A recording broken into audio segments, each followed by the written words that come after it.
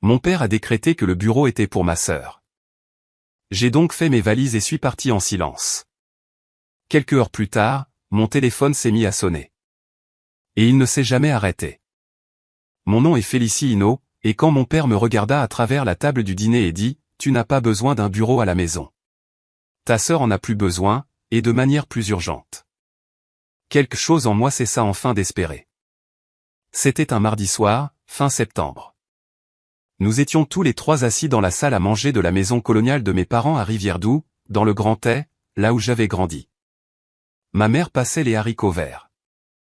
Ma sœur Donatienne était assise en face de moi, absorbée par son téléphone, écoutant à peine. Et mon père, Gérard Hinault, faisait une annonce concernant ma vie sans me consulter au préalable.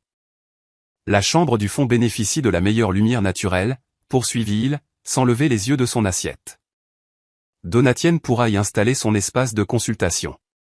Toi, tu peux travailler depuis la table de la cuisine, Félicie. Ce n'est pas un problème.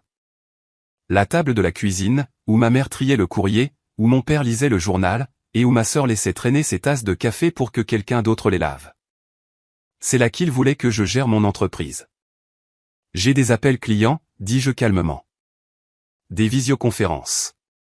J'ai besoin d'un arrière-plan professionnel et d'intimité. Mon père fit un geste de la main. Tu vends des objets d'artisanat en ligne. Ce n'est pas la même chose que de vraies consultations. Donatienne rit sans quitter son téléphone des yeux. Elle avait 31 ans, 3 ans de moins que moi, et venait d'annoncer qu'elle lançait une activité de coaching bien-être. Elle n'avait ni certification, ni client, ni plan d'affaires, car elle avait toujours eu ses parents. Ma mère, Patricia, posa le plat de service. Ton père essaie juste d'aider les deux filles. Donatienne doit se faire une place. Toi, tu es déjà établie, Félicie. Tu peux être flexible. Établie. C'était leur mot pour désigner ce que j'avais, un petit appartement que je louais à 2 villes de là. Une entreprise de mobilier artisanal que j'avais bâtie à partir de rien en 8 ans. Un espace d'atelier que je payais avec l'argent gagné par moi-même. Établi, je n'avais plus besoin de leur attention. Établi, j'étais en sécurité pour être ignoré. La chambre du fond dont il parlait n'était en réalité pas une chambre. C'était la pièce que ma grand-mère, Éléonore, avait utilisée comme chambre de couture pendant 40 ans avant de décéder il y a 3 ans. Elle m'avait laissé une lettre que je conservais dans un coffre-fort. Elle m'avait aussi laissé autre chose, quelque chose que mes parents ignoraient, mais je n'étais pas encore prête à l'utiliser. Le bureau que j'ai fabriqué est dans cette pièce, dis-je prudemment. Je l'ai fait moi-même. Il épouse parfaitement l'espace. Il contient mes outils et mes échantillons dans le placard. Mon père leva enfin les yeux vers moi. Son expression était celle qu'il arborait toujours lorsqu'il discutait de ma vie, une tolérance patiente masquant un rejet total.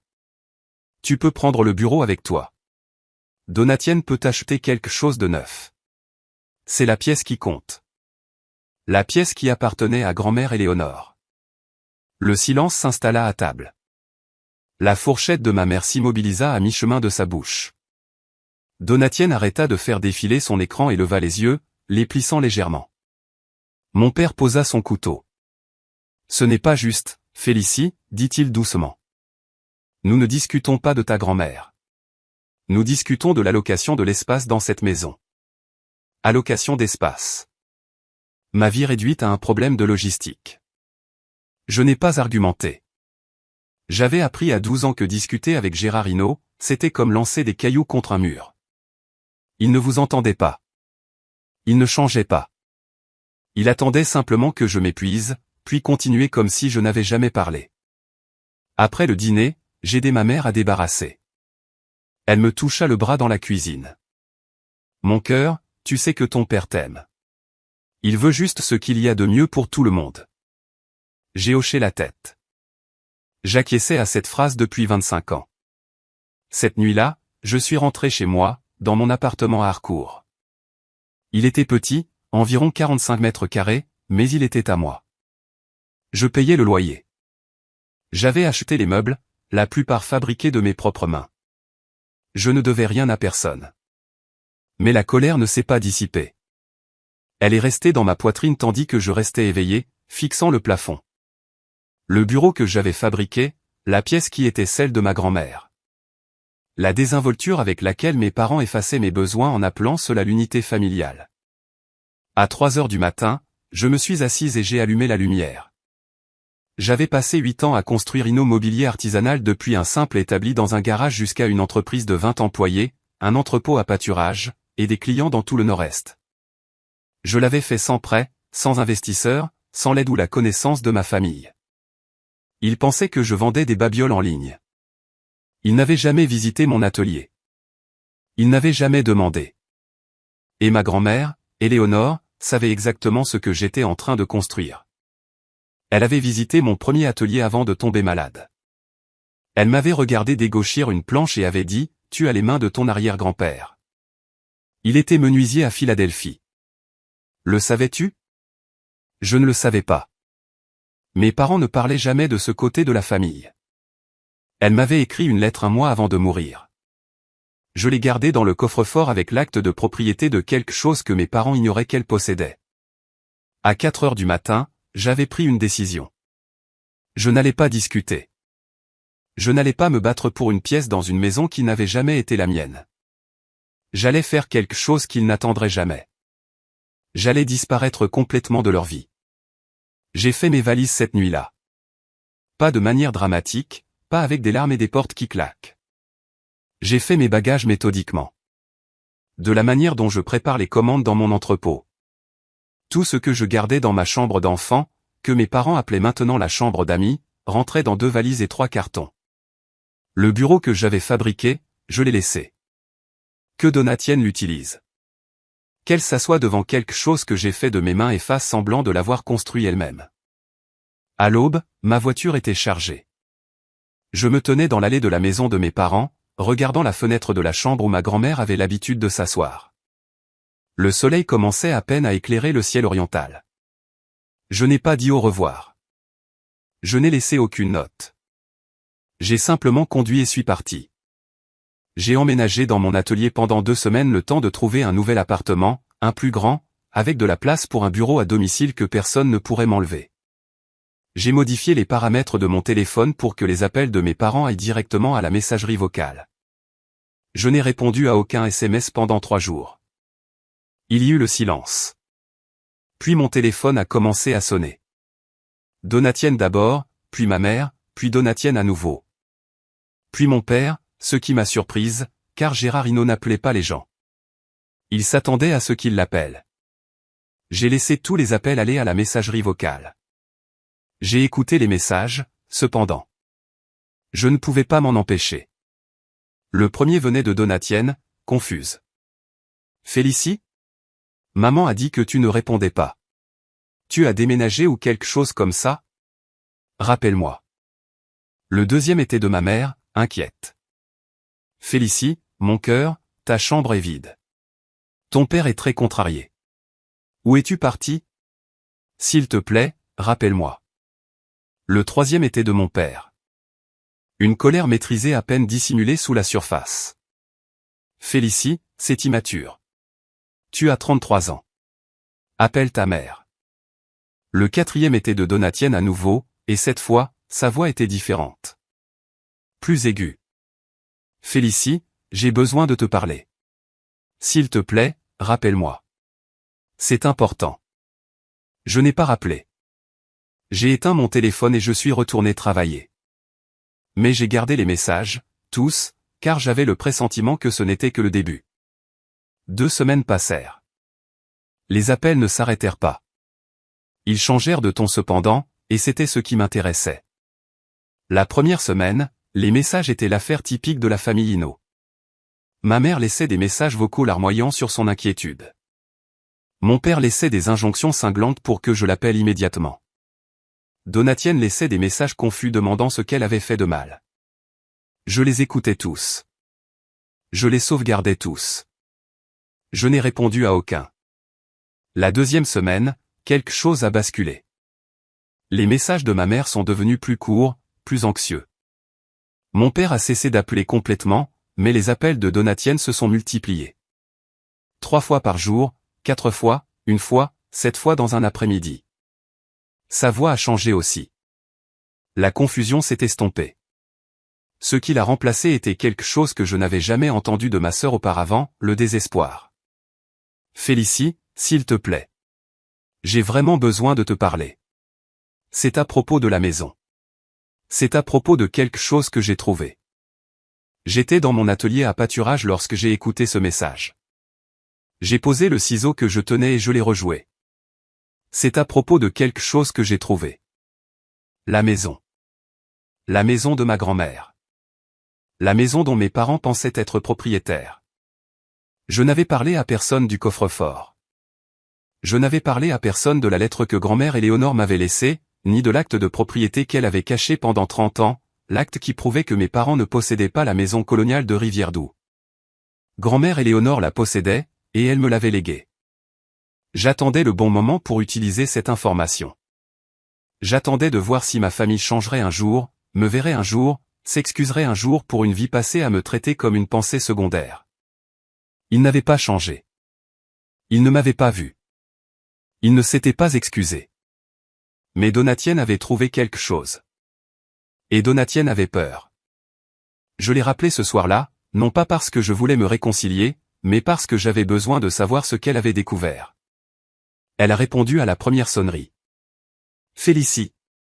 Oh mon Dieu. Félicie. Qu'est-ce que tu as trouvé, Donatienne?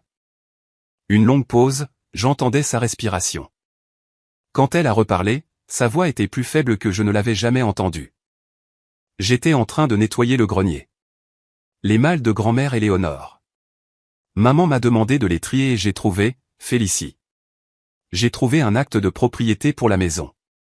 C'est au nom de grand-mère, pas de papa, ni de maman. Celui de grand-mère. Et il y a une note attachée avec ton nom dessus. J'ai fermé les yeux. Bien sûr que grand-mère avait laissé une note. Elle laissait des notes pour tout. Elle croyait aux traces écrites et aux mots consignés, et au fait de s'assurer que la vérité ne pourrait pas être effacée. Qu'est-ce que dit la note? La voix de Donatienne s'est brisée. Elle dit. Elle dit que la maison est à toi. Que grand-mère te l'a léguée il y a 15 ans. Que papa vit ici illégalement. Félicie, qu'est-ce que ça veut dire? On va perdre la maison? J'ai pensé à mon père assis à la tête de la table de la salle à manger, me disant que je n'avais pas besoin de bureau. J'ai pensé à ma mère qui passait les haricots verts et disait que je pouvais être flexible. J'ai pensé à Donatienne riant à son téléphone pendant que ma vie était réaménagée sans mon consentement. Je ne sais pas encore, dis-je, ce qui était un mensonge. Je savais exactement ce que cela signifiait. Je n'étais juste pas prête à le lui dire. Donatienne, ne dis rien à maman et papa à ce sujet. Pas encore. Tu comprends? Mais Félicie, papa doit le savoir. Il voudra arranger ça. Il n'y a rien à arranger. Grand-mère m'a légué la maison. Ce n'est pas un problème à régler. C'est son choix. Silence. Puis très doucement, tu vas nous la prendre? Nous. Comme si c'était eux qui comptaient? Comme si je n'avais pas été mise de côté toute ma vie? Je ne vais rien faire ce soir, Donatienne, mais j'ai besoin que tu gardes ça entre nous pour l'instant.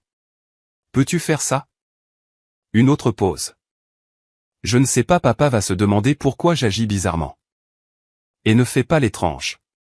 Tu es doué pour ça. Tu as fait semblant toute ta vie. J'ai raccroché avant qu'elle ne puisse répondre. Cette nuit-là, j'ai conduit jusqu'à la banque et ouvert mon coffre-fort. À l'intérieur se trouvaient 3 choses. La lettre de grand-mère Éléonore écrite dans son écriture soignée. L'acte de propriété de la maison de Rivière-Doux daté d'il y a 15 ans transférant la propriété à mon nom avec une usufruit pour mes parents, et un second acte de propriété, inconnu de ma famille, pour une propriété dans les montagnes des Appalaches, une cabane avec 50 acres de terrain. La retraite secrète de grand-mère Éléonore, également à moi. Je n'avais jamais utilisé les actes. Je n'avais jamais voulu déraciner mes parents, les mettre dehors de la seule maison qu'ils connaissaient depuis 40 ans. J'avais attendu, espérant qu'ils finiraient par me voir, me traiter comme une égale, s'excuser pour les décennies de rejet désinvolte. Ils ne l'avaient pas fait. Ils avaient pris mon bureau à la place. J'ai conduit chez moi et me suis assise dans mon appartement, regardant les documents étalés sur ma table de cuisine. J'avais des options maintenant. J'avais le pouvoir. La question était de savoir ce que je voulais en faire. Le lendemain matin, j'ai appelé Harold Vance, l'avocat que grand-mère Éléonore avait utilisé pour sa planification successorale. Il était retraité maintenant, mais il se souvenait de moi. Il se souvenait de ses instructions. Félicie Hinault, dit-il, sa voix chaude avec l'âge.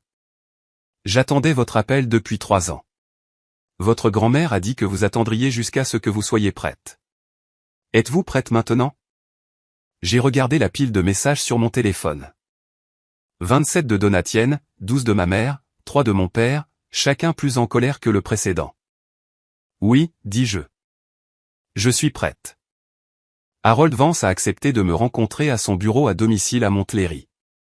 Il avait 78 ans maintenant, avec des cheveux blancs et des mains qui tremblaient légèrement, mais ses yeux étaient aussi vifs qu'ils l'étaient lorsque grand-mère Éléonore nous avait présentés à sa table de cuisine il y a 10 ans. Vous lui ressemblez, dit-il alors que je m'asseyais en face de son bureau. Même menton obstiné. J'ai souri. J'entends souvent ça. Il ouvrit un dossier, dont les bords étaient jaunis par l'âge. À l'intérieur se trouvaient des copies des documents que j'avais déjà, plus certains que je n'avais jamais vus. Votre grand-mère est venue me voir il y a 15 ans. Elle a dit que son fils devenait quelqu'un qu'elle ne reconnaissait plus. Elle a dit qu'il vous traitait comme si vous n'étiez pas importante, et elle n'allait pas laisser cela perdurer. Je savais que grand-mère Éléonore voyait ce que faisaient mes parents, mais entendre cela prononcé à voix haute, documenté dans des dossiers juridiques, le rendait réel d'une nouvelle manière. Elle a mis en place 2 fiducies, continua Harold. Une pour la maison, que vous connaissez déjà, l'autre pour la propriété des Appalaches, qui était la terre de sa mère. Elle voulait que vous ayez un endroit pour vous évader, un endroit qui serait toujours à vous. Elle a dit que vous en auriez besoin un jour. J'ai pensé à la cabane que j'avais visitée une fois enfant. Grand-mère Éléonore m'y avait emmené pour un week-end, juste toutes les deux. Nous avions fait de la randonnée dans les bois et elle m'avait raconté des histoires sur sa mère qui avait acheté le terrain en 1945 avec l'argent économisé en travaillant dans une filature de textile. Elle vous a laissé autre chose, Harold fit glisser une photographie sur le bureau. Elle montrait une femme d'une vingtaine d'années debout à côté d'un établi à bois, tenant un rabot. Votre arrière-grand-mère, Marguerite Hinault, elle était menuisière, tenait sa propre boutique à Philadelphie de 1930 à 1965. Votre grand-mère voulait que vous sachiez d'où venait votre talent. J'ai fixé la photographie. Toute ma vie, mes parents avaient agi comme si j'étais l'anomalie, celle qui ne collait pas, la fille étrange qui aimait travailler le bois au lieu de poursuivre une carrière normale. Mais je n'étais pas étrange. Je continuais une tradition familiale qu'ils avaient choisi d'oublier. Il y a une dernière chose, dit Harold. Votre grand-mère avait anticipé que vos parents pourraient contester le testament ou essayer de vous faire pression pour que vous renonciez à la maison. Elle a préparé une lettre à lire lors d'une réunion de famille si jamais vous décidiez que c'était nécessaire. Je l'ai ici. Il me tendit une enveloppe scellée avec mon nom dessus. J'ai immédiatement reconnu l'écriture de grand-mère Éléonore. Voulez-vous que je sois présent lorsque vous l'ouvrirez, demanda Harold. J'ai secoué la tête. Pas encore. J'ai besoin de réfléchir à ce que je veux faire. J'ai conduit chez moi avec la lettre non ouverte dans mon sac. Je n'étais pas prête à la lire. Pas parce que j'avais peur de ce qu'elle disait, mais parce qu'une fois que je l'aurais lue, je devrais agir. Et je n'étais pas sûr de l'action que je voulais entreprendre. Les appels de ma famille ont continué. Donatienne a laissé 7 messages en une journée. Ma mère en a laissé 4. Même mon père a appelé 2 fois, bien qu'il n'ait pas laissé de message, il raccrochait simplement lorsque la messagerie se déclenchait. Puis, un jeudi après-midi, ma sonnette retentit. J'ai regardé à travers l'œilleton. Donatienne se tenait sur le seuil de ma porte. Le visage pâle, les yeux rouges. Elle serrait un dossier contre sa poitrine comme un bouclier.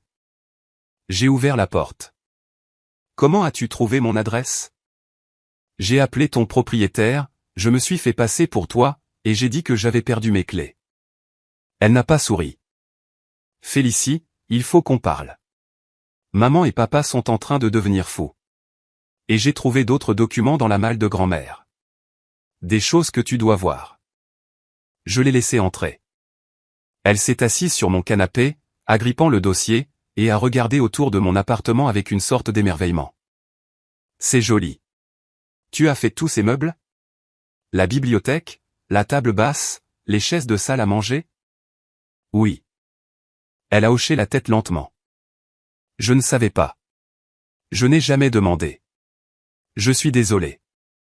C'était la première fois que ma sœur me présentait ses excuses pour quoi que ce soit. Je ne savais pas quoi dire, alors je n'ai rien dit.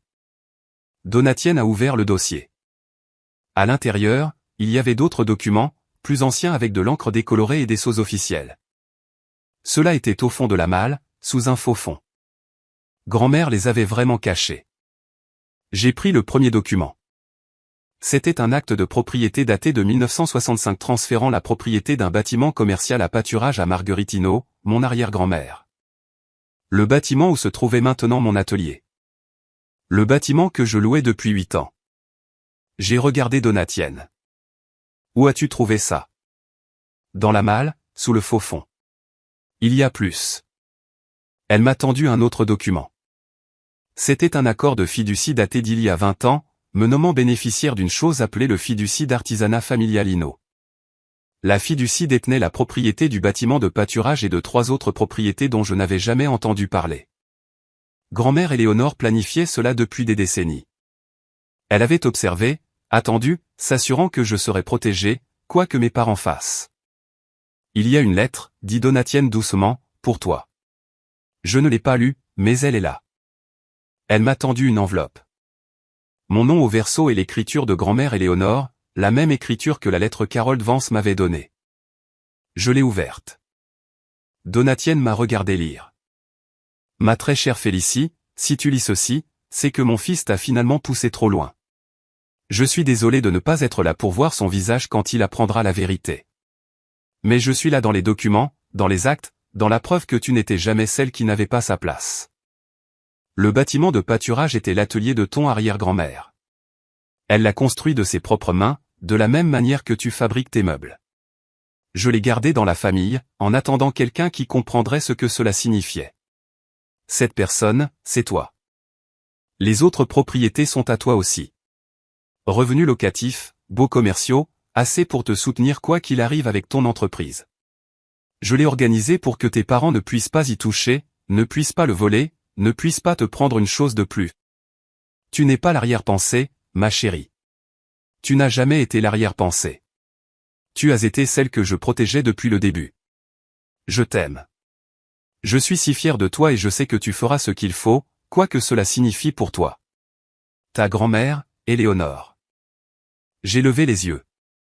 Donatienne pleurait. Félicie, murmura-t-elle. Qu'est-ce que tu vas faire? J'ai pensé à la question. Que allais-je faire? Je pouvais expulser mes parents de la maison où ils vivaient depuis 40 ans. Je pouvais prendre le bâtiment de pâturage, que j'utilisais déjà, et ajouter 3 propriétés de plus à mon portefeuille. Je pouvais m'éloigner d'eux tous pour toujours et ne jamais regarder en arrière. Ou je pouvais faire autre chose. Quelque chose que grand-mère Éléonore aurait voulu. Je vais organiser une réunion de famille, dis-je. Et tu vas y être. Donatienne a hoché lentement la tête. Qu'est-ce que tu veux que je dise? Rien. Regarde et apprends. J'ai attendu 3 semaines avant d'appeler à la réunion de famille. 3 semaines à laisser les appels s'accumuler, à regarder le désespoir de Donatienne grandir, à écouter la voix de ma mère passer de la confusion à la peur à quelque chose qui ressemblait presque à la culpabilité. Mon père n'a jamais laissé de message, mais il appelait tous les quelques jours, laissait sonner 3 fois, et raccrochait. C'était sa façon de dire qu'il pensait à moi sans avoir à me parler. Le contrôle, même dans le silence. Pendant ces 3 semaines, j'ai fait mes recherches. J'ai visité les 3 propriétés que grand-mère Éléonore m'avait laissées. L'une était un petit bâtiment commercial à Clifton, loué à un cabinet dentaire. Une autre était un duplex à Blainville, entièrement loué. La 3e était un local commercial à Montlhéry, vide mais en bon état, attendant le bon locataire. Combiné avec le bâtiment de pâturage, les propriétés généraient 47 000 € par an de revenus locatifs, plus la valeur des bâtiments eux-mêmes, que les documents de ma grand-mère estimaient à environ 1,2 million d'euros au total. Je n'avais pas besoin de l'argent. Mon entreprise se portait bien, plus de 800 000 € de revenus annuels. Mais les propriétés étaient une preuve. Une preuve que quelqu'un dans ma famille avait toujours cru en moi. Le vendredi avant Thanksgiving, j'ai envoyé un SMS à ma mère, mon père et Donatienne. La première fois que je contactais l'un d'eux en 2 mois. Réunion de famille dimanche à 15 h. Mon appartement. Soyez à l'heure. Ma mère a répondu immédiatement. Nous serons là, mon cœur. Je t'aime. Mon père n'a pas répondu. Donatienne a envoyé un seul mot. Ok. Le dimanche est arrivé, froid et clair. J'ai passé la matinée à nettoyer mon appartement. Pas parce que je me souciais de ce qu'ils penseraient de mon espace, mais parce que j'avais besoin de garder mes mains occupées. À 14h30, tout était prêt. Les documents étaient disposés sur ma table basse. Mon téléphone était en mode silencieux. J'avais préparé une cafetière, bien que je doute que quelqu'un en boive. À 15 h précises, la sonnette a retenti. J'ai ouvert la porte pour trouver mes parents debout côte à côte, vêtus de leurs habits du dimanche, ressemblant exactement à ce qu'ils ont toujours ressemblé. Mon père dans un pull bleu marine, son expression soigneusement neutre. Ma mère dans un manteau de laine, ses yeux anxieux derrière. Donatienne traînait, serrant son sac à main comme une bouée de sauvetage. « Entrez », dis-je. Ils sont entrés et ont regardé autour d'eux. Mon appartement était plus grand que leur chambre d'amis, mais plus petit que leur maison. Je les ai regardés prendre en compte les meubles que j'avais fabriqués, les photos sur les murs, la vie que j'avais créée sans eux. « Asseyez-vous », dis-je. Nous avons des choses à discuter. Mon père a choisi le fauteuil près de la fenêtre. Ma mère s'est assise sur le canapé, Donatienne perchée sur le bord de la causeuse, aussi loin que possible de nos parents. Je suis resté debout. « Félicie », commença ma mère. Nous étions si inquiets. Pourquoi n'as-tu pas appelé? Pourquoi as-tu simplement disparu? J'ai disparu parce que vous avez clairement indiqué que je n'étais pas la bienvenue. La mâchoire de mon père se resserra. Ce n'est pas juste. Nous n'avons jamais dit ça. Vous n'aviez pas besoin de le dire. Vous le montriez tous les jours depuis 33 ans. Je l'ai regardé directement. Le coup de grâce a été lorsque vous avez donné mon bureau à Donatienne sans me demander. La pièce qui était celle de grand-mère Éléonore. Le bureau que j'ai fabriqué de mes propres mains.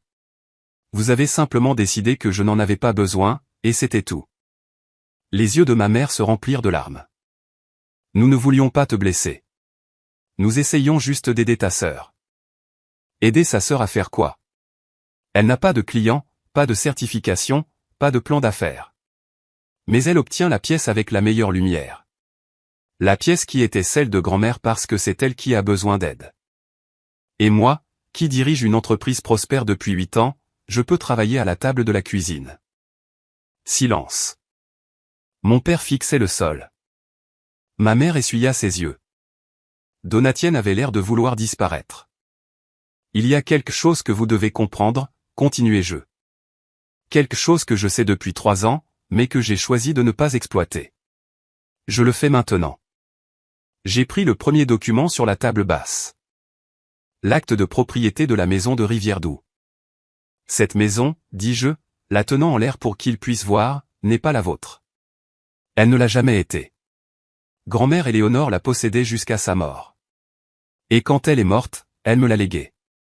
Ma mère eut un hoquet de surprise. Le visage de mon père devint blanc. C'est impossible, dit-il. J'ai vécu dans cette maison pendant 40 ans. J'ai payé les taxes foncières. Je l'ai entretenue. Vous avez payé un loyer, effectivement. Grand-mère Éléonore avait établi un droit d'usufruit. Vous aviez le droit d'y vivre tant qu'elle était en vie. Après ça, la maison est passée à moi. Vous vivez ici illégalement depuis 3 ans. Mon père se leva. Ses mains tremblaient. C'est absurde. Ma mère ne ferait jamais ça. Elle l'a fait. Je lui ai tendu l'acte. Il le fixa, lisant les mots, regardant son monde s'effondrer. Elle m'a laissé une lettre expliquant tout. Elle a dit qu'elle voyait comment vous me traitiez depuis des années et qu'elle a décidé que je méritais d'être protégé. Elle avait raison. Ma mère sanglotait maintenant. Donatienne était assise, figée, regardant. Il y a plus. J'ai pris le deuxième ensemble de documents. Grand-mère Éléonore m'a également laissé 3 propriétés commerciales et le bâtiment de pâturage où se trouve mon atelier. Ce bâtiment appartenait à grand-mère Marguerite. Grand-mère Éléonore l'a gardé dans la famille, attendant quelqu'un qui comprendrait ce que cela signifiait. Cette personne, c'est moi. J'ai laissé cela s'installer. Mon père s'affaissa sur sa chaise. Il semblait vieux, soudainement diminué. « Qu'est-ce que tu veux » demanda-t-il doucement. « Tu veux qu'on parte ? Tu veux la maison ?» Je le regardais. L'homme qui m'avait ignoré toute ma vie. L'homme qui avait donné mon bureau sans une seconde de réflexion. L'homme qui n'avait jamais demandé une seule fois après mon entreprise, mes rêves, ma vie. « Je veux que vous me voyiez, dis-je. Pour la première fois en 33 ans, je veux que vous me voyiez réellement. » Le silence dans mon appartement était absolu. Mon père fixait l'acte dans ses mains comme s'il s'agissait d'un objet étranger qu'il ne reconnaissait pas. Ma mère avait cessé de sangloter et pleurait juste doucement, des larmes coulant sur son visage sans bruit. Donatienne était assise immobile, ses yeux passant de moi à nos parents, attendant que quelqu'un parle. Mon père s'éclaircit la gorge. « Tu as eu ça pendant 3 ans et tu n'as rien dit. » J'ai attendu. J'ai pensé que les choses pourraient changer. J'ai pensé que vous finiriez par me traiter comme si j'avais de l'importance. J'ai secoué la tête. Vous ne l'avez pas fait. Vous avez pris mon bureau et vous l'avez donné à Donatienne. Vous avez fait votre choix, et j'ai fait le mien. Ma mère tendit la main vers moi, sa main tremblante. Félicie, mon cœur, nous t'aimons. Nous t'avons toujours aimé. Vous aimez l'idée de moi, la fille qui ne crée pas de problème, qui n'a besoin de rien, qui peut être flexible. J'ai fait un pas en arrière, hors de portée. Vous ne m'aimez pas. Vous aimez le fait que je sois commode. Ce n'est pas vrai, la voix de mon père était vive, mais il n'y avait aucune force derrière elle. C'était la voix d'un homme habitué à être obéi, réalisant soudain qu'il n'avait plus aucune autorité. N'est-ce pas ? Quand était la dernière fois que tu as visité mon atelier ? Quand était la dernière fois que tu as demandé après mon entreprise ? Quand était la dernière fois que tu as regardé quelque chose que j'ai fait et que tu m'as dit que c'était bien ? Silence. Il ne pouvait pas répondre parce qu'il n'y avait pas de réponse. Je dirige une entreprise qui emploie 20 personnes. J'ai des clients dans tout le Nord-Est. Je paie mes impôts et mon loyer et je ne dois rien à personne. Et vous pensez que je peux travailler à la table de la cuisine ? Donatienne a parlé pour la première fois. Félicie, je ne savais rien de l'atelier, de l'entreprise. Tu ne nous as jamais rien dit. Tu n'as jamais demandé parce que tu étais trop occupé à être le centre de l'attention. Celle qui avait besoin d'aide. Celle qui méritait la meilleure pièce. Le visage de Donatienne s'est effondré. Je suis désolé. Je ne réalisais pas. J'étais juste. J'essayais juste de me débrouiller dans ma vie. Nous essayons tous de nous débrouiller dans nos vies, Donatienne. La différence est que je l'ai fait sans rien prendre aux autres. Ma mère se leva. Elle marcha vers moi lentement, prudemment, comme si j'étais un animal sauvage qui pourrait s'enfuir. Félicie, s'il te plaît, dis-nous ce que tu veux. Nous ferons n'importe quoi. Je la regardais, ma mère, qui avait passé 33 ans à rester silencieuse pendant que mon père me rejetait, qui ne m'avait jamais défendu, jamais dit, Richard, ce n'est pas juste. Qui avait passé les haricots verts pendant que ma vie était réaménagée sans mon consentement ? Je veux que vous partiez, dis-je doucement. Je veux que vous rentriez chez vous et que vous réfléchissiez à tout ce que je vous ai dit. Et je veux que vous reveniez demain avec les réponses à 3 questions. Mon père leva les yeux. Quelles questions ? Premièrement, qu'allez-vous faire pour réparer cela ? Deuxièmement, comment allez-vous changer ? Et troisièmement, pourquoi devrais-je vous croire ? J'ai ouvert ma porte d'entrée. Rentrez chez vous. Réfléchissez. Nous parlerons demain. Ils sont partis en silence.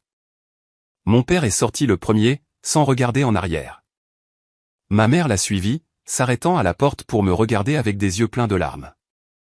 Donatienne était la dernière. Elle s'est arrêtée à côté de moi, si près que je pouvais sentir son souffle. J'ai trouvé autre chose, murmura-t-elle. Dans la malle de grand-mère. Quelque chose que je ne t'ai pas montré. Je la regardais. Quoi ? Une lettre pour maman et papa. Grand-mère l'a écrite il y a des années. Elle a dit, si vous organisez jamais une réunion de famille, je devrais la leur donner. Elle a dit que ça expliquerait tout. Je fixais ma sœur. Grand-mère Éléonore avait tout prévu jusqu'au plus petit détail. Elle savait d'une manière ou d'une autre que ce moment arriverait. Où est la lettre maintenant? Dans mon sac. Je voulais la leur donner ce soir, mais je voulais te parler d'abord. Donne-la leur demain. Après qu'ils auront répondu à mes questions. Donatienne hocha la tête. Elle sortit et je refermai la porte derrière elle. Je me tins dans mon appartement, seul dans le silence soudain. Le café resta intact sur le comptoir. Les documents étaient éparpillés sur ma table basse. Mes mains tremblaient, bien que je ne sache pas quand elles avaient commencé. Je l'avais fait. J'avais enfin tenu tête. Et cela semblait terrible, merveilleux et terrifiant tout à la fois. Cette nuit-là, je n'ai pas dormi. Je me suis assise à ma table de cuisine avec la photographie de grand-mère Éléonore devant moi. Celle d'elle à sa machine à coudre, et je lui ai parlé comme si elle pouvait m'entendre. J'ai fait ce que tu voulais, murmurai-je. Je me suis défendu. Maintenant, quoi? La photographie ne répondit pas, mais je le jure. Pendant juste un instant, la lumière a changé et son sourire sembla s'élargir. Le lendemain matin, mon téléphone a sonné à 8 heures. Mon père. J'ai répondu. Félicie? Sa voix était différente, plus douce. Nous avons parlé toute la nuit, ta mère, Donatienne et moi. Nous avons lu la lettre que Donatienne a trouvée. La lettre de ta grand-mère. J'ai attendu. Elle a écrit à propos de toi, de la façon dont nous t'avons laissé tomber, de la façon dont elle nous a vu te traiter comme si tu n'avais pas d'importance, et comment elle a décidé de te protéger parce que nous ne le ferions pas. Il a fait une pause. Elle avait raison. Nous t'avons laissé tomber. J'ai échoué. Je n'ai pas parlé. Je ne pouvais pas. Nous voulons venir pour répondre correctement à tes questions, pas seulement avec des mots. 14 heures, dis-je, même endroit. J'ai raccroché et suis resté immobile.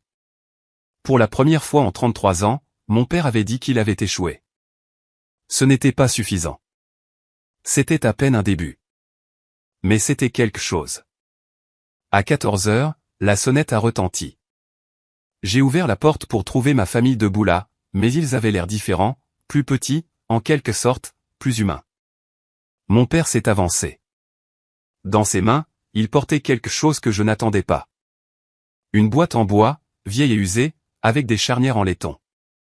Ta grand-mère t'a laissé ceci aussi, dit-il. Donatienne l'a trouvée avec la lettre. Nous ne l'avons pas ouverte.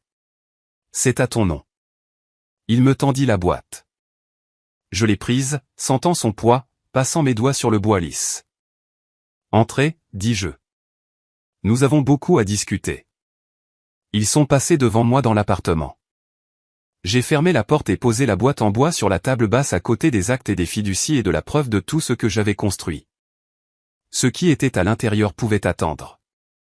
D'abord, j'avais besoin d'entendre ce qu'ils avaient à dire. Et pour la première fois de ma vie, j'étais prête à écouter selon mes propres termes. Mes parents se sont assis sur mon canapé comme des étrangers dans une salle d'attente. Les mains de mon père étaient jointes entre ses genoux. Ma mère continuait de lisser sa jupe, une habitude nerveuse que j'avais vue 1000 fois. Donatienne était assise sur le fauteuil près de la fenêtre, ses yeux allant de moi à la boîte en bois sur la table basse. Je suis resté debout. J'avais besoin de la hauteur, de la perspective, du rappel que c'était mon espace, mes règles, ma vie. Vous avez dit que vous vouliez répondre à mes questions, commençai-je. Je vous écoute. Mon père prit une inspiration. C'était la première fois que je le voyais se rassembler avant de me parler. Habituellement, les mots venaient, des ordres et des opinions et des déclarations délivrées d'en haut. C'était différent. La lettre de ta grand-mère, dit-il lentement. Ce n'était pas ce à quoi je m'attendais. Elle ne nous a pas attaqués. Elle n'a pas énuméré nos échecs. Elle a juste raconté la vérité sur toi, sur nous, sur ce qu'elle voyait. Ma mère hocha la tête, des larmes se formant déjà. Elle a écrit à propos de la foire scientifique quand tu avais 12 ans, celle que tu as gagnée. Nous n'y sommes pas allés parce que Donatienne avait un récital de danse. Ta grand-mère y est allée. Elle a dit que tu avais passé 3 heures à expliquer ton projet à tous ceux qui voulaient t'écouter. Elle a dit, tu ne t'es jamais plaint que nous n'étions pas là. Je me suis souvenu de ce jour. J'avais construit une maquette de maison durable avec des panneaux solaires et un système de récupération d'eau de pluie. J'y avais travaillé pendant des mois. Quand mes parents n'étaient pas venus, je m'étais dit que ça n'avait pas d'importance. Mais ça avait compté. Ça avait toujours compté. Elle a écrit à propos du bureau que tu as fabriqué au lycée. Mon père continua. Celui dans ta chambre? Elle a dit, tu l'as conçu toi-même. Coupé chaque planche, fini à la main. Elle a dit que nous n'avions même pas fait de commentaires dessus. J'ai regardé mon père. Tu m'as dit qu'il était joli. C'était tout. Un mot. Puis tu es parti. Il eut un tressaillement. Je sais. Je n'ai pas vu. Je n'ai rien vu de tout ça. Ma mère se pencha en avant. Et, nous étions tellement concentrés sur Donatienne. Elle avait des difficultés avec tout, l'école, les amis, la confiance. Nous pensions que si nous lui donnions assez d'attention, assez de soutien, elle trouverait son équilibre. Et toi, tu semblais toujours bien. Tu arrivais toujours à te débrouiller. Je m'en suis sorti parce que je n'avais pas le choix. Ma voix était stable, mais quelque chose en moi se fissurait. Je n'avais pas de difficultés parce que j'ai appris très tôt que les difficultés ne m'apporteraient rien. Vous n'auriez pas remarqué. Vous n'auriez pas vous en soucier. Alors j'ai continué seul. Donatienne parla depuis la fenêtre. C'est la partie que je ne comprenais pas. Je pensais que tu n'avais besoin de personne.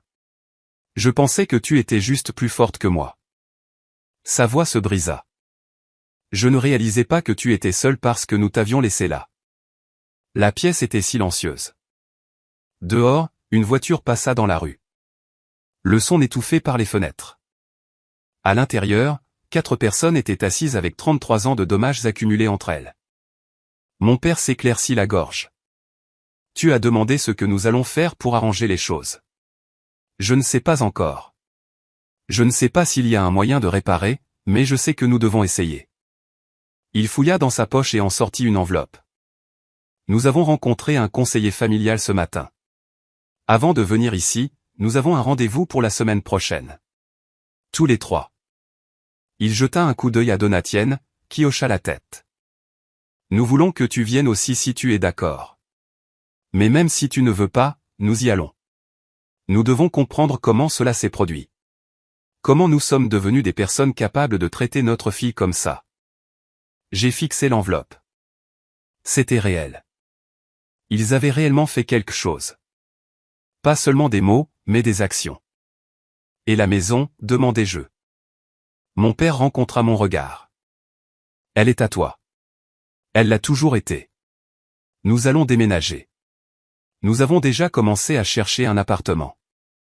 Nous ne voulons pas que tu te sentes obligé, ajouta rapidement ma mère.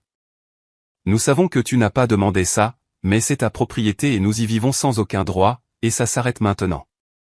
J'ai pensé à la maison coloniale de Rivière-Doux, à la salle à manger où mon père tenait sa cour, à la cuisine où ma mère passait les haricots verts, à la chambre du fond avec la bonne lumière, la pièce qui était censée être mon bureau, la pièce qui avait appartenu à ma grand-mère. Déménager n'est pas nécessaire, dis-je lentement. Pas immédiatement. La maison est assez grande pour nous tous si nous pouvons trouver comment la partager différemment. Les yeux de ma mère s'écarquillèrent. Mon père sembla confus. Qu'est-ce que tu dis, demanda Donatienne. Je dis que je ne veux pas vous punir. Je dis que je veux que les choses changent. Un vrai changement. Pas juste vous qui partez et nous qui faisons semblant que rien de tout cela ne s'est passé. Je me suis assise sur la coudoir du canapé, plus près d'eux que je ne l'avais été depuis des mois. Si vous déménagez, nous perdons toute chance de devenir une vraie famille. Si vous restez, nous devons faire le travail. Nous tous. Les yeux de mon père étaient humides. Je n'avais jamais vu mon père pleurer. Pas aux funérailles, pas au mariage, jamais. Mais maintenant, assis dans mon appartement, tenant une enveloppe d'un conseiller qu'il avait appelé lui-même, il pleurait. Félicie, murmura-t-il. Je ne mérite pas ça. Non, consentis-je. Vous ne le méritez pas. Mais je ne fais pas ça pour vous. Je le fais pour moi, parce que je veux savoir si nous pouvons être quelque chose de différent. Et si nous ne pouvons pas, au moins je saurai que j'ai essayé. Ma mère sanglotait ouvertement maintenant. Donatienne s'était rapprochée du canapé et lui tenait la main. Et moi, j'étais assise sur la coudoir, les regardant, ressentant quelque chose que je n'avais pas ressenti depuis des années. De l'espoir. Un espoir prudent, fragile, terrifiant. Maintenant, dis-je, tendant la main vers la boîte en bois sur la table basse. Il faut voir ce que grand-mère m'a laissé. La boîte était vieille. Le bois assombri par le temps, les charnières en laiton terni. J'ai soulevé le couvercle avec précaution, révélant une pile de lettres attachées avec un ruban décoloré. Dessus, une enveloppe avec mon nom et l'écriture de grand-mère Éléonore. Je l'ai ouverte. Ma très chère Félicie, si tu lis ceci, la réunion a eu lieu. Tu t'es défendue et j'espère que ta famille t'a enfin vu. À l'intérieur de cette boîte se trouvent des lettres que je t'ai écrites sur une période de 30 ans. Chaque anniversaire, chaque réussite, chaque moment où j'ai souhaité pouvoir te protéger plus que je ne l'ai fait. Je les ai toutes gardées, attendant le jour où tu serais prête à les recevoir. Il y a une dernière chose, une clé collée sous la boîte. Elle ouvre un coffre-fort à la banque d'épargne de Rivière-Doux où j'ai placé autre chose pour toi. Quelque chose que ton arrière-grand-mère a commencé et que j'ai terminé. Utilise-le sagement. Je t'aime. Je t'aimerai toujours, ta grand-mère, Éléonore. J'ai levé les yeux. Ma famille me regardait, leur visage humide de larmes. Il y a plus de lettres, dis-je doucement. Des années d'entre elles, elles m'écrivaient chaque année. Ma mère porta sa main à sa bouche. Mon père regarda la boîte comme si c'était un objet sacré. Donatienne tendit la main et toucha mon bras, le premier contact physique volontaire entre nous depuis des années. Lis en une, murmura-t-elle. S'il te plaît. J'ai dénoué le ruban et tiré une lettre du dessus. La date était celle de mon 16e anniversaire. Chère Félicie, aujourd'hui tu as 16 ans. Tes parents ont encore oublié. Mais moi, je n'ai pas oublié. Je n'oublie jamais.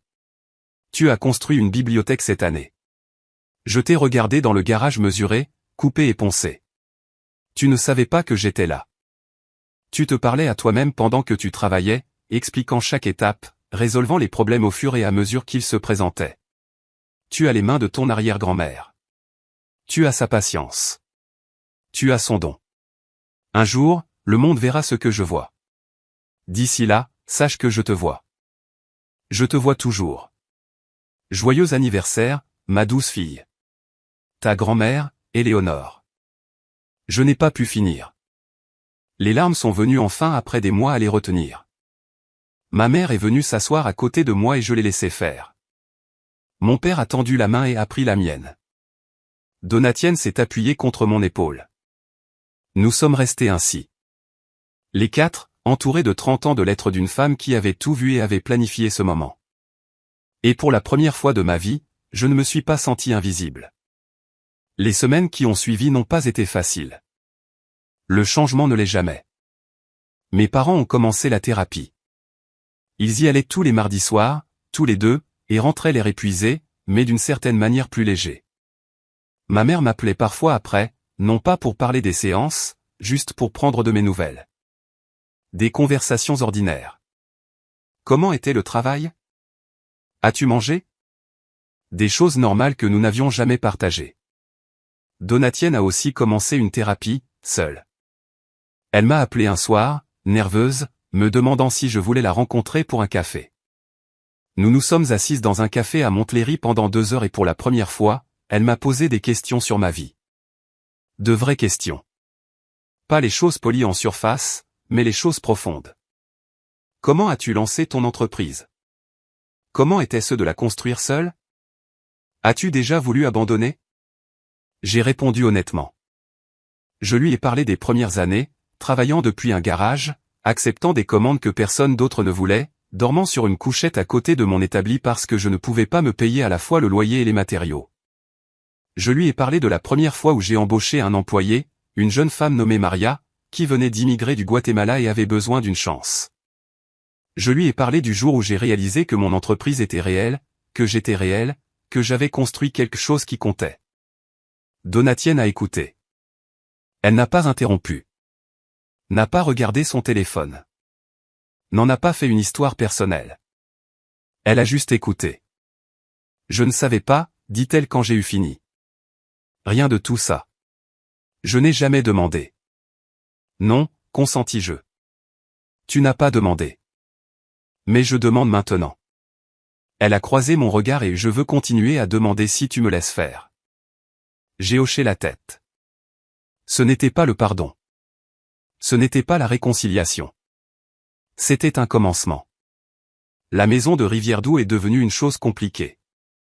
Mes parents avaient cessé de la désigner comme la leur. Ils demandaient la permission avant de prendre des décisions. De petites choses comme s'il fallait remplacer le chauffe-eau vieillissant ou réparer une fuite sur le toit. Je leur ai dit de s'en occuper, que je leur faisais confiance. Mais la dynamique avait changé de façon permanente. J'ai installé mon bureau dans la chambre du fond. La pièce avec la bonne lumière. La pièce qui avait été celle de grand-mère Éléonore. J'ai apporté mon bureau, celui que j'avais fabriqué, et l'ai placé près de la fenêtre où elle avait l'habitude de s'asseoir et de coudre. Ma mère m'a aidé à porter les cartons. Mon père a installé de nouvelles étagères. Donatienne a peint les murs d'un vert sauge doux, la couleur que grand-mère Éléonore avait toujours aimée. C'était étrange d'être dans cette maison en tant que propriétaire plutôt qu'en tant qu'invité, de traverser des pièces qui avaient été interdites à mon opinion pendant 33 ans, attendant maintenant mon approbation. Je n'en ai pas joui comme je pensais que je le ferais. Cela ressemblait plus à une responsabilité qu'à une victoire, mais les lettres ont aidé.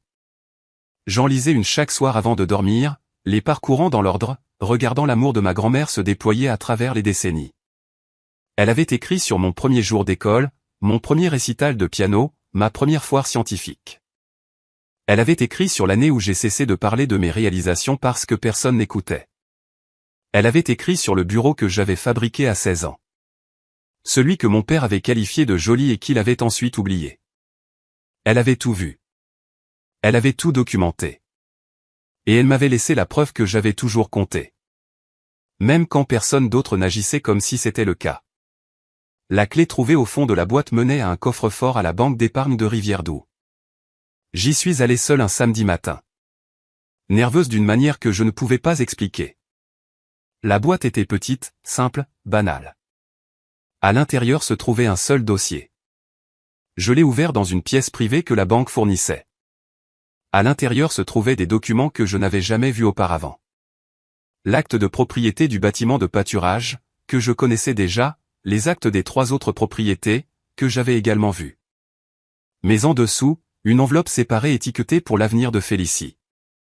À l'intérieur se trouvait un plan d'affaires écrit de l'écriture soignée de grand-mère Éléonore, daté d'il y a 15 ans, décrivant une vision pour l'expansion de immobilier artisanal en une marque régionale. Elle avait fait des recherches sur les emplacements, estimé les coûts, projeté les revenus. Elle avait même identifié des propriétés potentielles à acquérir, des propriétés que je possédais maintenant, des propriétés parfaitement positionnées pour devenir des salles d'exposition et des ateliers. Elle planifiait mon expansion avant même que je ne lance mon entreprise. Elle croyait en moi à ce point. Attachée au plan d'affaires se trouvait une lettre. Félicie, tu trouveras ceci un jour quand tu seras prête. Je ne sais pas exactement quand ce sera, mais je sais que tu reconnaîtras le moment. Les propriétés que je te laisse ne sont pas que des investissements.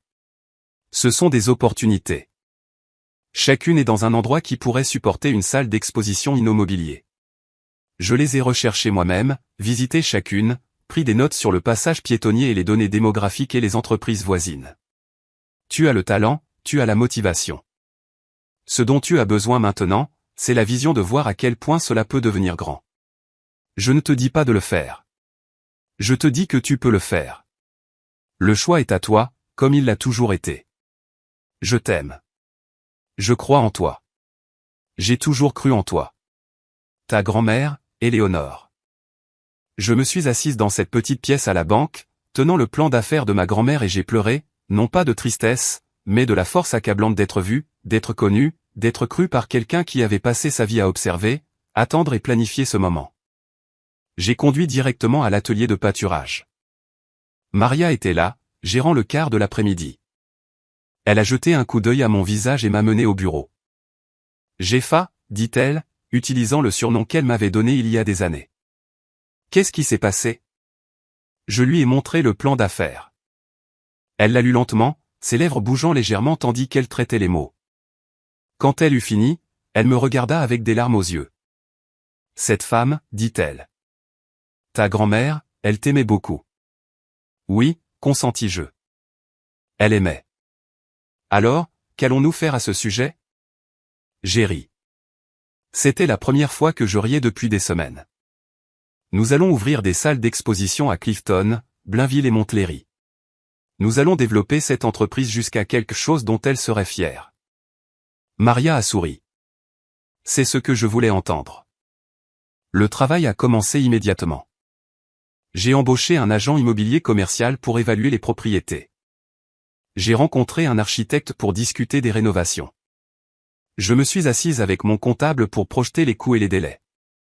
Chaque soir, je rentrais épuisé mais exalté. Et chaque soir, je lisais une autre lettre de grand-mère Éléonore. Mes parents ont remarqué le changement chez moi. Ma mère l'a commenté un soir quand je suis passé à la maison pour vérifier les rénovations du bureau. Tu sembles différente, dit-elle prudemment. Plus tard, je suis en train de construire quelque chose, lui dis-je. Quelque chose que grand-mère Éléonore avait imaginé. Elle a hoché la tête, sans demander de détails, acceptant simplement.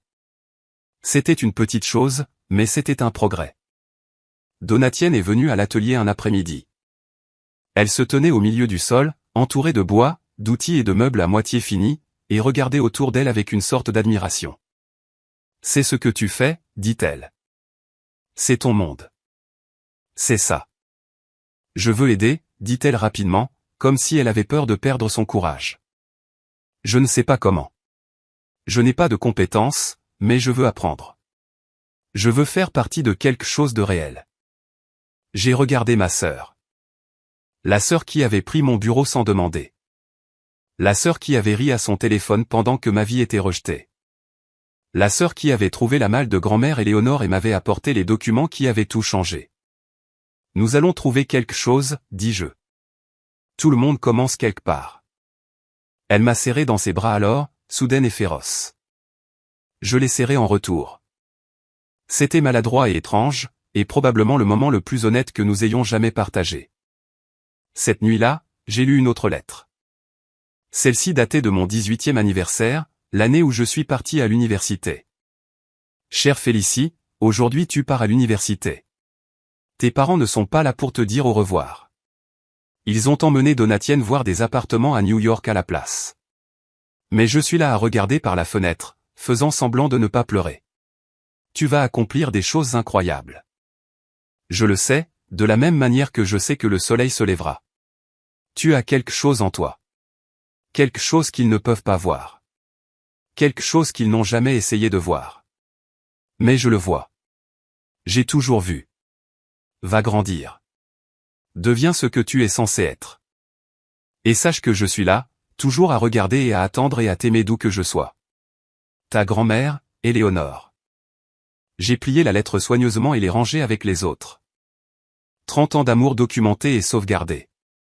30 ans de preuve que je n'étais pas invisible. J'étais prête pour ce qui allait suivre. La première salle d'exposition a ouvert en avril, 6 mois après la réunion de famille, l'emplacement de Clifton. Un ancien cabinet dentaire transformé en un espace lumineux et ouvert rempli de mes meubles.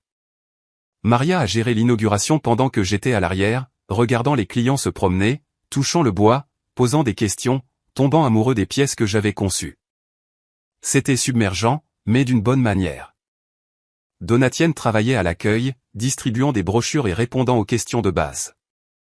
Elle avait suivi un cours de service client au collège communautaire, payé avec l'argent qu'elle avait gagné en travaillant à temps partiel à l'atelier. Elle était nerveuse mais compétente et les clients l'aimaient bien. Elle avait toujours été douée avec les gens. Elle avait juste jamais utilisé cette compétence pour quelque chose de réel auparavant. Ma mère est venue à l'ouverture. Elle s'est tenue à côté de moi à l'arrière, regardant Donatienne interagir avec des inconnus, et a pleuré doucement. Elle est différente, murmura ma mère. Elle essaie vraiment. Nous essayons tous, dis-je. Mon père n'est pas venu. Il était à sa propre séance de thérapie. L'engagement hebdomadaire qu'il n'avait manqué depuis ce premier rendez-vous. Il a appelé après cependant, sa voix rauque d'émotion. Félicie, j'ai entendu dire que ça s'était bien passé. Je suis fier de toi. Je n'ai pas su quoi répondre à cela. J'avais attendu 33 ans pour entendre ces mots. Maintenant qu'ils étaient venus, il semblait à la fois trop tard et arrivé exactement au bon moment. Merci, réussis-je à dire. Ça compte. Une pause, puis doucement. Je sais que j'ai un long chemin à parcourir. Nous tous. Mais je veux que tu saches que j'essaie. Vraiment. Je sais, papa. Je le vois. Nous avons raccroché. Je me suis tenu dans ma nouvelle salle d'exposition, entouré de meubles que j'avais fabriqués, de clients qui appréciaient mon travail et d'une famille qui apprenait lentement, péniblement, à me voir. La deuxième salle d'exposition a ouvert en juin, la troisième en septembre. À la fin de l'année, Immobilier Artisanal avait quadruplé ses revenus, embauché 12 nouveaux employés et était devenu un nom reconnu dans le design de meubles du New Jersey. J'ai été interviewé par un magazine local, photographié pour un journal d'affaires, invité à parler lors d'une conférence pour femmes entrepreneurs. Chaque fois, je mentionnais ma grand-mère, chaque fois je racontais l'histoire de la femme qui avait cru en moi quand personne d'autre ne le faisait. Mes parents lisaient chaque article. Ma mère les découpait et les mettait dans un album. Mon père achetait des exemplaires des magazines et les gardait sur sa table de chevet. Donatienne partageait les liens sur les réseaux sociaux. Fière d'une manière dont elle ne l'avait jamais été de ses propres réalisations. La maison de Rivière-d'Où est devenue quelque chose de nouveau. Pas la maison de mes parents, pas ma maison, mais notre maison. Nous la partagions différemment maintenant. Dîner du dimanche autour de la table en chêne. Chacun y contribuait. Ma mère cuisinait. Mon père mettait la table. Donatienne apportait du vin. Et moi, j'apportais des histoires de l'atelier. Ce n'était pas parfait. Il y avait encore des silences gênants, encore des moments où les anciens schémas menaçaient de refaire surface. Mais nous essayions, nous tous. Les lettres de grand-mère Éléonore continuaient de me guider. Je les lisais lentement, savourant chacune, apprenant la forme de son amour à travers les décennies. Elle avait écrit sur mon premier emploi, mon premier appartement, ma première rupture. Elle avait écrit sur l'année où j'ai cessé de venir au dîner du dimanche, l'année où j'ai construit mon entreprise seule, l'année où j'ai cessé d'espérer que mes parents changent. Et dans chaque lettre, le même message, je te vois. Tu comptes. Tu es aimé. Un soir, j'ai trouvé une lettre que j'avais manquée, coincée au fond de la boîte. Elle était datée de quelques semaines avant sa mort. Félicie, si tu lis ceci, je suis parti. Mais ne sois pas triste. J'ai vécu une longue vie et la meilleure partie a été de te regarder devenir ce que tu es. Il y a une dernière chose que je dois te dire. Quelque chose que j'aurais dû dire il y a des années. Tes parents n'avaient pas l'intention de te blesser. Je sais que cela n'excuse pas ce qu'ils ont fait. Mais j'ai besoin que tu comprennes qu'ils étaient aussi blessés à leur manière. Ton père a grandi avec un père qui ne l'a jamais félicité, jamais vu, jamais cru en lui. Il a répété le schéma parce qu'il ne connaissait pas d'autre moyen. Ta mère a appris à se taire parce que prendre la parole dans sa famille signifiait une punition. Elle t'a transmis ce silence sans le vouloir. Je ne te dis pas de leur pardonner. Le pardon est à toi de le donner ou de le retenir comme tu le choisis. Je te dis cela pour que tu puisses comprendre. Pour que tu puisses briser le schéma. Pour que tes enfants, si tu en as, ne se sentent jamais invisibles. Tu es celle qui peut changer cette famille. Félicie, pas par la punition, pas par la vengeance, mais en étant différente. En voyant les gens, en croyant en eux comme j'ai cru en toi. Je t'aime. Je t'aimerai toujours, ta grand-mère, Éléonore. J'ai lu la lettre 3 fois. Puis je l'ai pliée soigneusement et l'ai ajoutée aux autres. Le dimanche suivant au dîner, j'ai regardé autour de la table ma famille. Mon père, qui apprenait à exprimer des émotions qu'il avait enfouies depuis 60 ans, ma mère, qui trouvait enfin sa voie, Donatienne, qui construisait une vie qui était vraiment la sienne. J'ai quelque chose à vous dire, dis-je. À propos de grand-mère Éléonore. Ils ont écouté pendant que je leur parlais des lettres, du plan d'affaires, de tout ce qu'elle avait fait pour me protéger et me préparer. Je n'ai rien omis. Quand j'ai eu fini, mon père pleurait ouvertement. Ma mère lui tenait la main. Donatienne a tendu la main par-dessus la table et a pris la mienne. Elle t'aimait, dit mon père. Plus que nous le méritions tous. Elle aimait nous aimer tous, répondis-je. Elle savait juste que j'en avais le plus besoin. Nous sommes restés assis en silence pendant un long moment. Puis ma mère a parlé. Je veux être meilleure, dit-elle. Pour toi, pour Donatienne, pour tous ceux que j'ai déçus en restant silencieuse. Nous voulons tous être meilleurs, ajouta mon père. Et nous avons toi pour nous montrer comment faire. J'ai secoué la tête. Ne me remerciez pas, remerciez grand-mère. C'est elle qui a tout organisé. Donatienne m'a serré la main. Elle l'a organisé, mais tu l'as vécu. Tu as construit la vie qu'elle croyait que tu pourrais construire. Ça, c'est toi. J'ai regardé autour de la table ma famille. Imparfaite, blessée, essayant, tout comme moi. Alors, continuons à construire, dis-je, et nous l'avons dit ensemble. La confrontation que j'attendais depuis des mois est finalement survenue un froid soir de décembre. J'étais dans mon bureau à l'atelier de pâturage en examinant les chiffres de fin d'année quand mon téléphone a sonné. L'afficheur montrait un nom que je n'avais pas vu depuis des années. Oncle Robert, le frère aîné de mon père, celui qui avait déménagé en Floride il y a 20 ans et contacté rarement qui que ce soit. Félicie, dit-il quand j'ai répondu, sa voix était tendue. J'ai besoin de te parler de quelque chose. Quelque chose que ton père ne t'a jamais dit. Mon estomac se serra. Qu'est-ce que c'est? On peut se rencontrer? Je suis dans le grand T pour les fêtes. Ce n'est pas le genre de choses pour les appels téléphoniques. Nous nous sommes rencontrés le lendemain dans un dîner à Rivière-Doux, terrain neutre. Oncle Robert semblait plus âgé que dans mes souvenirs, ses cheveux complètement blancs, ses mains tremblant légèrement tandis qu'il remuait son café. Ton père m'a demandé de ne pas te le dire, commença-t-il. Il m'a fait promettre il y a des années. Mais après tout ce qui s'est passé cette année, après avoir vu comment tu as grandi et ce que tu as construit, je ne peux plus garder la promesse. J'ai attendu. Le bâtiment de pâturage, l'atelier de ton arrière-grand-mère. Il n'était pas censé t'aller directement. Il a croisé mon regard. Ton père en a hérité quand grand-mère Marguerite est morte. Il était censé le garder pour la famille pour le transmettre, mais il l'a vendu il y a 25 ans. Il l'a vendu à un promoteur. Le monde a basculé. Ce n'est pas possible. Grand-mère Éléonore me l'a légué. J'ai l'acte de propriété. Grand-mère Éléonore l'a racheté. Elle a découvert ce que ton père avait fait. Et elle a dépensé jusqu'au dernier euro qu'elle avait pour racheter ce bâtiment. Elle ne lui a jamais dit. Elle ne l'a dit à personne. Elle a juste réparé parce qu'elle savait à quel point cela compterait pour toi un jour. Je l'ai fixé. Le bâtiment où j'avais construit mon entreprise, l'espace que ma grand-mère m'avait laissé, ce n'était pas un héritage. C'était un sauvetage. Pourquoi l'a-t-il vendu? Ma voix n'était qu'un murmure.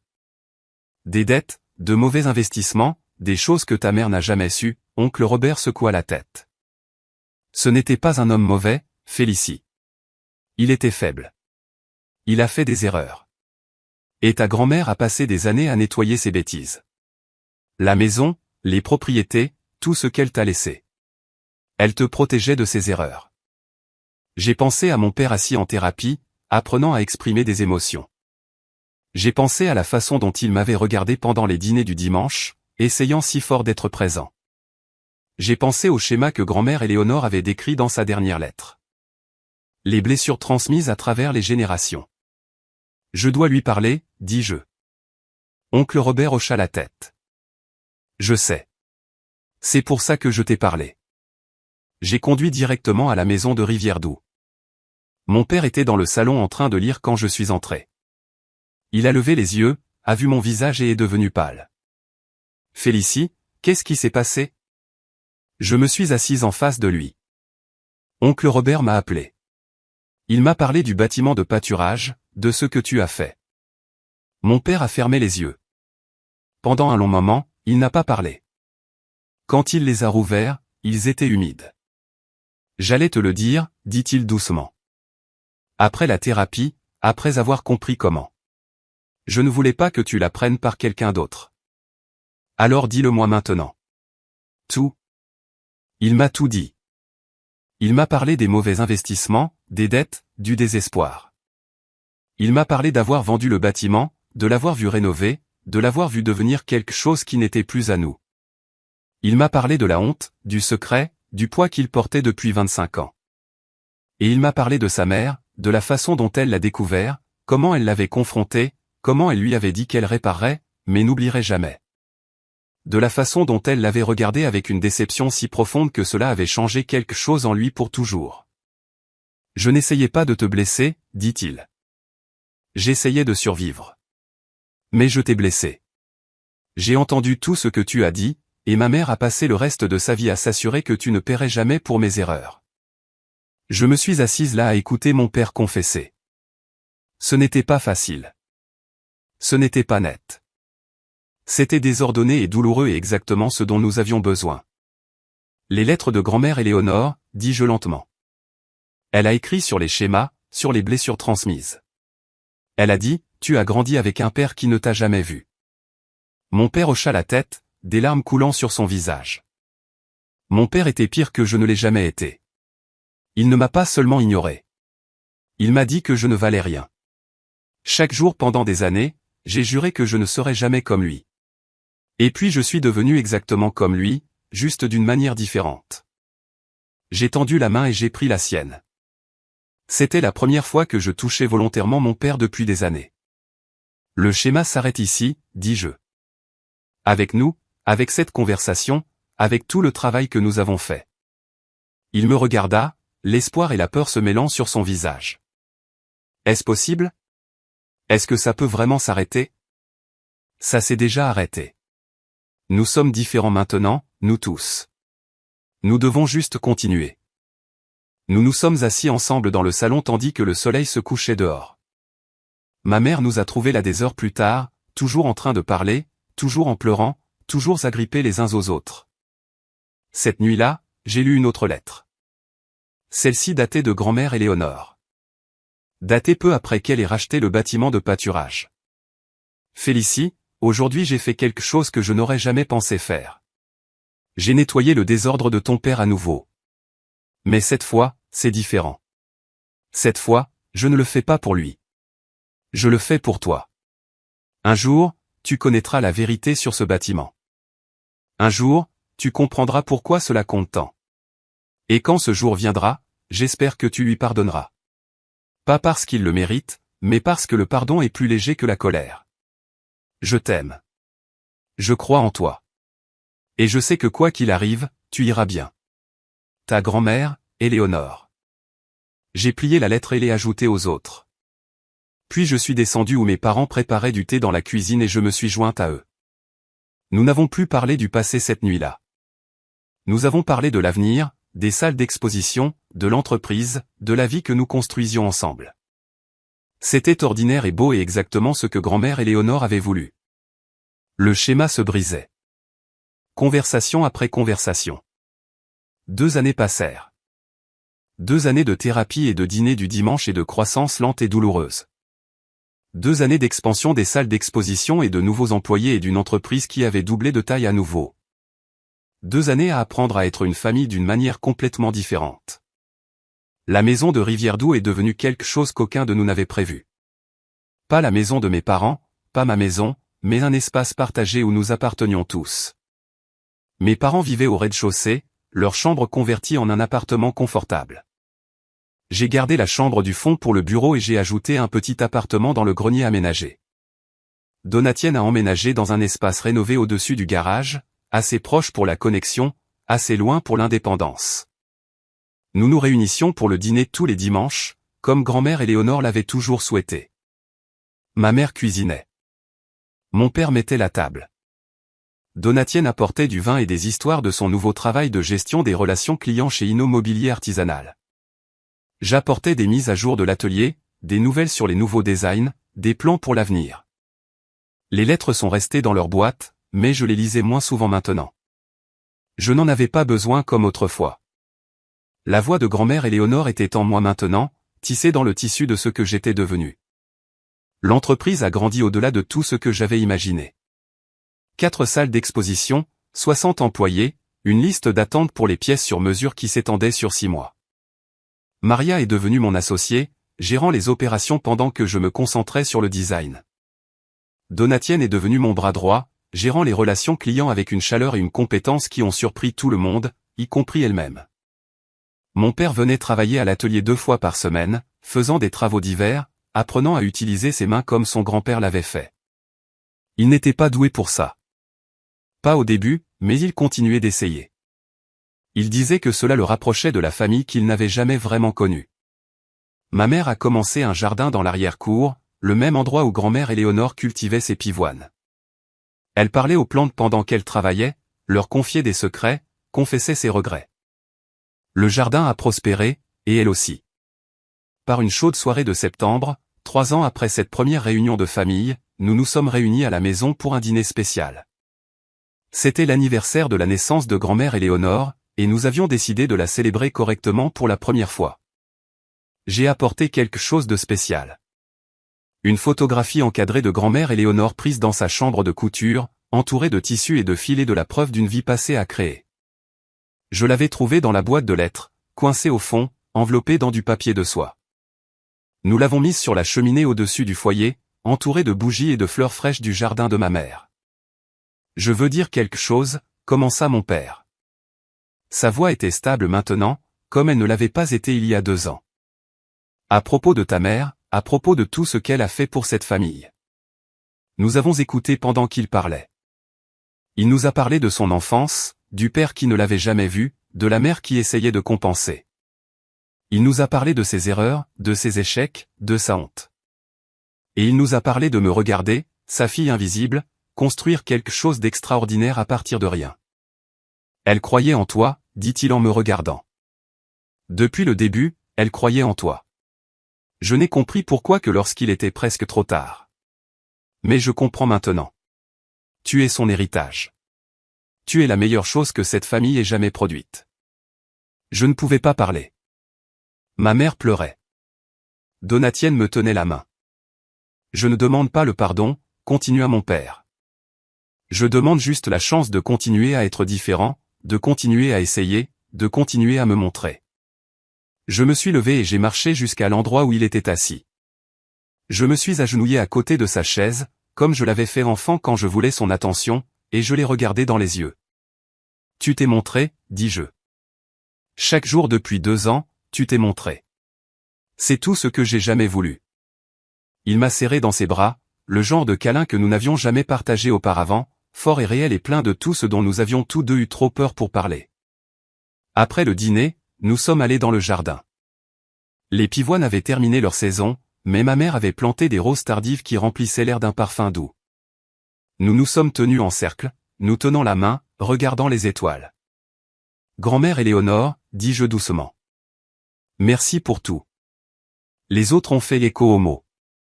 Mon père, ma mère, Donatienne. 4 voix portant la gratitude dans la nuit. J'ai pensé aux lettres encore dans leur boîte, toujours remplies d'amour à travers les décennies.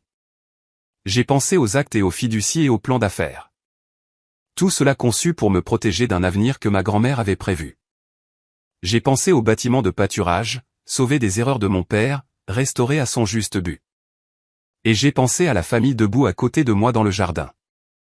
Blessée, imparfaite, apprenant encore, mais ensemble. C'était le véritable héritage. Pas l'argent, pas les propriétés, pas l'entreprise. La chance de briser le schéma. La chance de construire quelque chose de nouveau. La chance d'être enfin vue par les personnes qui auraient dû me voir depuis le début. Grand-mère Éléonore avait prévu cela. Elle savait que l'amour seul ne suffisait pas. Elle savait que parfois l'amour avait besoin d'actes, de documents et de protection légale. Elle savait que le don le plus profond qu'elle pouvait me faire n'était pas de l'argent, mais la preuve. Preuve que j'avais de l'importance. Preuve que je valais la peine d'être protégé. Preuve que je n'étais jamais celle qui était invisible. Je portais cette preuve avec moi maintenant. Pas dans un coffre-fort, mais dans mon cœur. Dans la façon dont je dirigeais mon entreprise, traitant les employés comme une famille. Dans la façon dont je me présentais au dîner du dimanche, présente et patiente. Dans la façon dont je regardais mes parents et voyais non seulement leurs échecs, mais leurs efforts pour changer. Les lettres sont restées dans leur boîte sur ma table de chevet. Je n'avais plus besoin de les lire chaque soir. Mais j'aimais savoir qu'elles étaient là. 30 ans d'amour documenté et sauvegardé. 30 ans de preuves que j'avais toujours été vu. Middle of the map, just shooting her gun, not even sniping. Okay. When I was over there, I think taco trucks were my That's a favorite place to rhyme. go.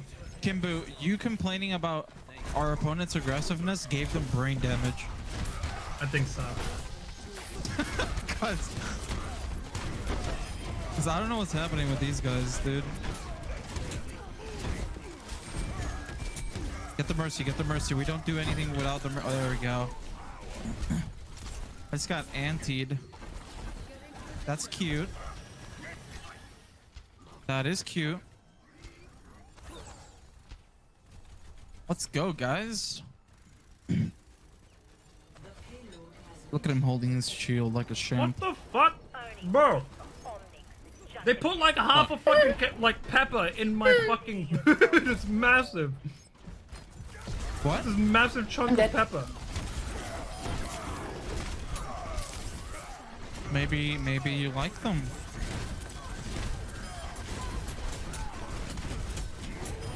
Dude, I don't think this Widow is actually sniped this whole time. Nope. Oh, you know what I could go for right now? Low main with pepper chicken. Oh, Maybe the Widowmaker is the Bastion and just doesn't know how to use their ability. So he's just shooting the gun. yeah. The person is still thinking they're playing soldier. Sebastian, wait, is it really? Is it? No. It can't be the same Genuinely? guy. It can't be the same guy, dude. Honestly, that'd be hilarious. Bro, if you're breaking my mech, I'm gonna break you. Wait, yeah, it's the same team. It's the same. It's the So it is same the best. team? Yeah, look, that's Frank, the Hanzo from last match. And Shipwreck's That's true. the same Junkrat's fucking the Ryan. tank. It is the same team. It is the that is the Get the Bastion. fuck out of here, bro.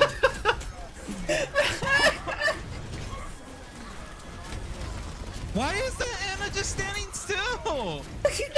You saw that, yeah? Hold on.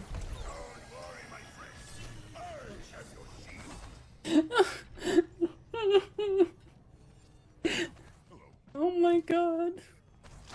Touch from afar. I'm gonna start crying.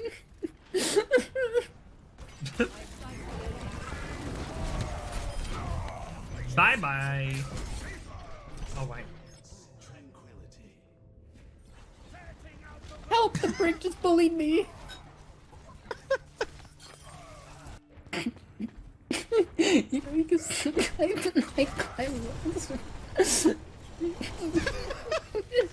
I need to know if he's okay.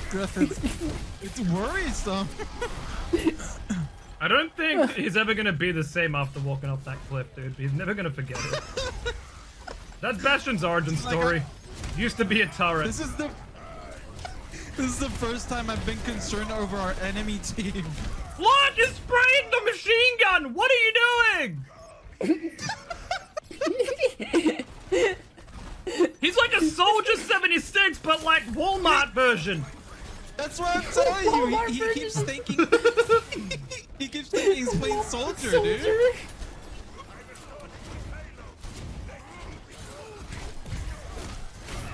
Oh, Bridget. Oh my god. She stunned Just me out saved of you my from that- ult. She stunned me out of my ult and I still clapped her. Wow. Embarrassing. I saved you from her, actually. I hit her with a headshot while you were fighting her. Oh, but it said I could. Oh, I probably got the last shot. Thank you, though. Yeah. Yo, I'm getting What is bullied by Widow this. doing? What is she doing?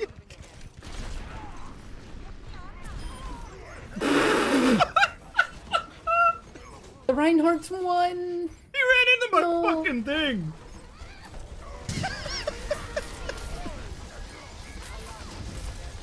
Okay, I'm wasting my ult, and then I'm swapping off of Hanzo. This isn't working. I feel like